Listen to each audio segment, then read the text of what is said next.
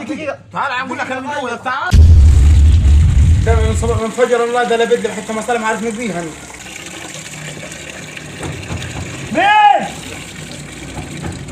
مين؟ مين؟ انا تفضل. عبد الحاج عبد الله. أنا عبد الله مين؟ خد جالك جواب من البوسطة. جواب؟ جواب. كم دقيقة علي؟ جواب إيه ده ولد عمي؟ ده تلاقيه من البنك. الله يسهل لك، ما انت الفلوسات الاخاره دول خربوا الدنيا. جواب دقيقة علي يا عمر. من البنك يا عبد الله. يا عم ده جواب محكمة ده.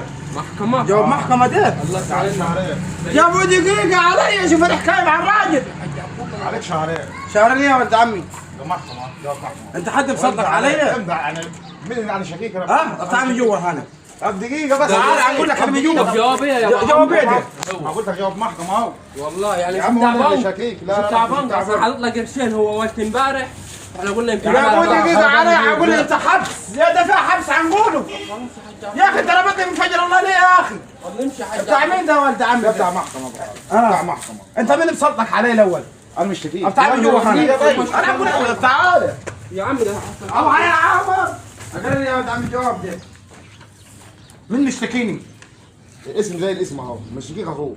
أخوي أنا مشتكيني؟ اخوك هو مشتكيك اهو. يا ابو دقيقة خلي الراجل يقرأ يا راجل.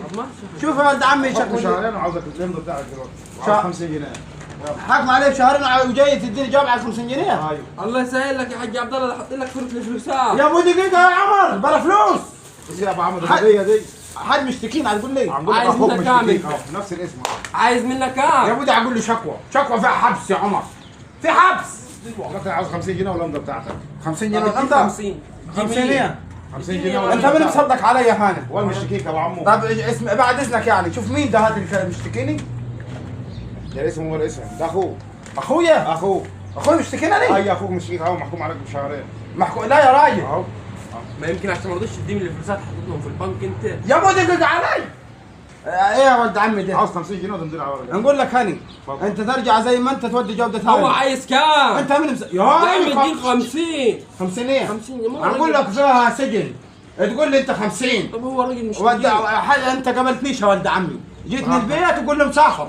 فيك ساعة فرد الراجل الفلوسات. يا ابوي حل عني. يعني مش هدفع فلوس. يا ولد عمي روح الله يسهل يعينك انا ما بعيش. كلهم قاعد في البيت وحاط فلوس. قول له مسافر ما قعدش. كلهم قاعد ها وحاط فلوس في البنك.